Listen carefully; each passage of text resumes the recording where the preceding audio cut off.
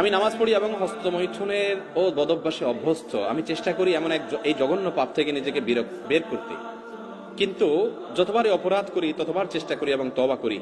শাইখ দয়া করে বলবেন আমি কি নিজেকে কিভাবে এই পাপ থেকে বিরত রাখতে পারবো? ভাই, এ বিষয়ে এর আগেও বারবার বিভিন্ন যুবকরা বলেছেন।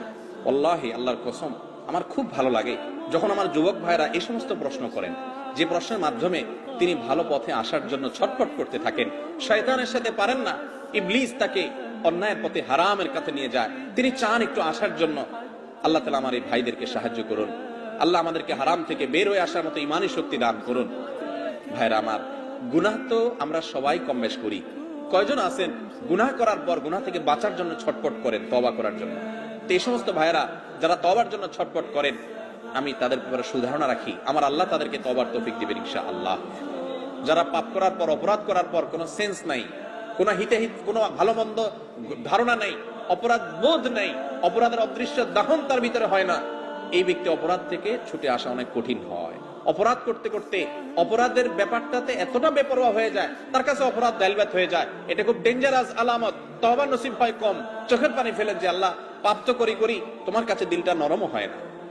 আল্লাহ আমাদেরকে গুনাহ থেকে সরে আসার তৌফিক দান করুন। হস্তমৈথুনের এই গুনাহের সাথে আমাদের অনেক ভাইরা জড়িত, অনেক ভালো কাজ আছে, কিন্তু এখান থেকে বাঁচতে পারে না। ভাই, এক নম্বর কথা হলো, মোবাইল থেকে সমস্ত খারাপ জিনিস ফরম্যাট করে ডিলিট করে দেন। যদি সৎসাহস না থাকে বা মনে হয় যে আবার মোবাইলে সেটা চলে আসবে, মোবাইলটা বিক্রি করে একটা বাটনওয়ালা মোবাইল নেন যেখানে কিছু থাকবে না। একটু কঠিন হবে, কিন্তু হিম্মত করে আল্লাহর জন্য ত্যাগ করেন না। একটু ত্যাগ করলে, প্রিয় মানুষের জন্য ত্যাগ করলে ভালো লাগে, আল্লাহর জন্য ত্যাগ করলে আপনার ভালো লাগে কাজ করবে। এর পাশাপাশি নির্জনতা অবলম্বন করবেন না। হস্তমৈথুন যারা এই বদভ্যাসে অভ্যস্ত হয়, নির্জন কক্ষে থাকলে তখনই বদভ্যাসে অভ্যস্ত হয়। নির্জন থাকবেন না, বন্ধু বান্ধব, মুরব্বী এবং বাপ মা, ভাই বোন সবার মধ্যে থাকবেন। একাকিত্ব অবলম্বন করবেন না, কারণ একাকিত্ব হলে শয়তান এটা করা।